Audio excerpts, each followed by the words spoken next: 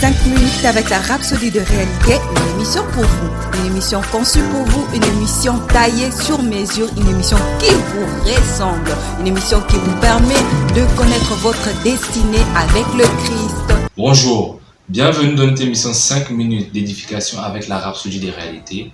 Aujourd'hui, jeudi 28 novembre, Pasteur nous enseigne sur le thème la culture du royaume. Le verset d'ouverture est tiré dans le livre de Romains 12, verset 2. Il nous dit « Ne vous conformez pas au siècle présent, mais soyez transformés par le renouvellement de l'intelligence afin que vous ne discerniez quelle est la volonté de Dieu, ce qui est bon et agréable et parfait. » Beaucoup ne sont pas aussi efficaces qu'ils devraient l'être dans leur marche de foi avec Dieu, parce qu'ils ont une mentalité différente de la parole de Dieu. La parole de Dieu nous est donnée pour façonner et former notre caractère, pour nous donner une culture dans la vie. Il y en a aujourd'hui qui soulèvent des arguments insinuant que les instructions bibliques sont obsolètes et à quel point les Écritures sont inutiles aujourd'hui. Quelle terrible façon de penser! La Bible est et sera toujours d'actualité. C'est parce que la parole de Dieu transcende tout, y compris toute culture humaine. La parole vous donne la culture du royaume, le mode de vie du royaume. Le christianisme n'est pas un mode de vie, mais il produit certainement un mode de vie.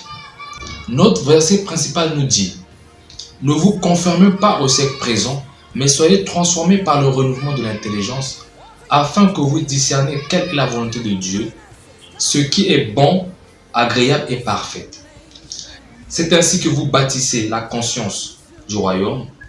La parole de Dieu étudiée de façon méditative aide certainement quiconque à s'imprégner d'un mode de vie différent du reste du monde, à cultiver une conscience de Christ. Alléluia. Si vous êtes encore modélé par les idéologies des professeurs universitaires, votre vie sera en danger. Entrez dans les Écritures et commencez à étudier de façon méditative en demandant à l'Esprit Saint de vous guider et de vous donner les idées et la compréhension. Je ne parle pas simplement de feuilleter les pages de la Genèse à la Révélation, tout comme les érudits religieux, qui ont seulement enseigné les maximes et n'ont pas eu la parole dans leur esprit. Cela ne vous servira à rien. 2 Corinthiens, verset 3 à 6 dit « Car la lettre tue, mais l'esprit vivifie. Quand la parole est dans votre esprit, elle produira en vous la culture du royaume. » C'est important pour vous en tant que chrétien, autrement, vous serez un hypocrite.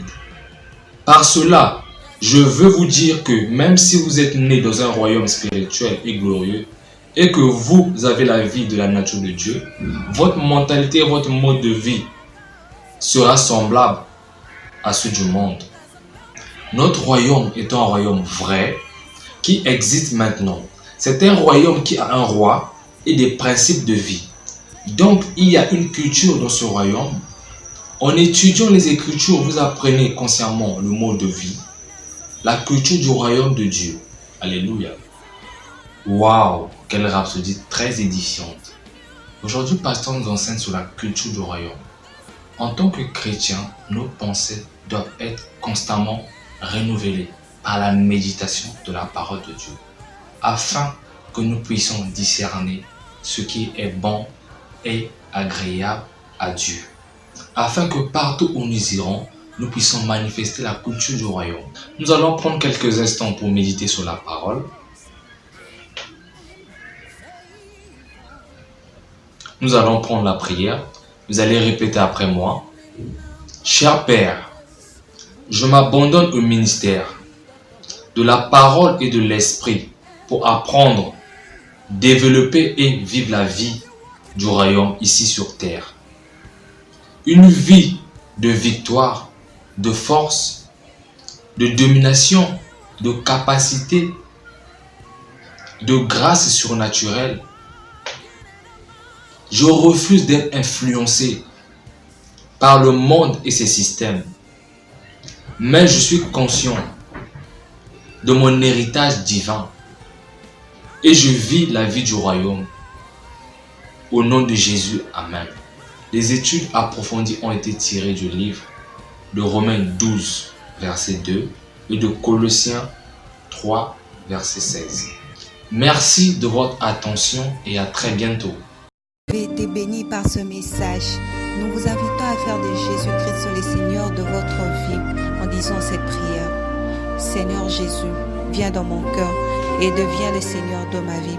Je reçois la vie éternelle dans mon esprit. Et selon Romains 10, 9, si tu confesses de ta bouche le Seigneur Jésus, et si tu crois dans ton cœur que Dieu l'a ressuscité de mort, tu seras sauvé. Je déclare que je suis sauvé, je suis né de nouveau, je suis un enfant de Dieu. Maintenant, j'écris ce qui demeure en moi. Félicitations, vous êtes maintenant un enfant de Dieu.